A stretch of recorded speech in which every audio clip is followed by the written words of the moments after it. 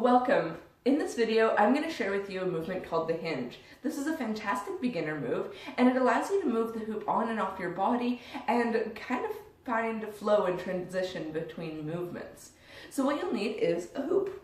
So this one here is an adult beginner hoop, about 40 inches. You don't necessarily need one this big, but you do need to be able to hold it in front of you comfortably like so. So with the hoop here, what we'll be doing is passing it around our body and back around to the front.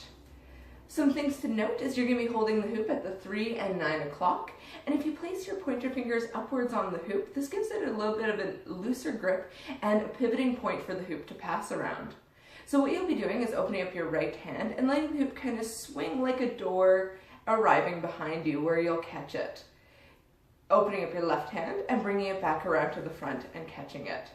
Something you might notice is my arms are staying in about the same spot the whole time.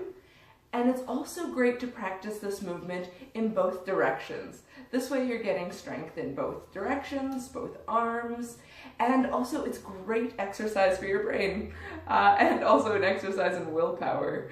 So going that opposite way and your natural way will give you lots of options for further movements with your hoop. Now, some things to note with this is you want to make sure that your arms aren't too far in front. You want to have the hoop closer to you. This is going to give you more control over the hoop, and it'll also take a lot of stress and weight off of your shoulders and neck. So having the hoop nice and close to your body is great.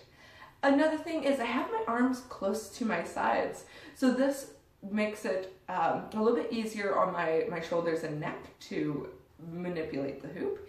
If your shoulders are shrugged, you're going to have a lot of tension in your neck and shoulders, so you can definitely relax with this movement. So sending it around, making that catch, and coming back around to the front. Especially with the behind the back catch, try not to look. Instead, allow it to bump into your knuckles and then make connection with the hoop with your grip. This will allow you to not rely on your sight for where your hoop is, but rather getting used to the spatial awareness of your hoop. Thank you so much for watching this video, and if you have any questions, leave a comment below. Thanks so much, and happy hula hooping. Bye.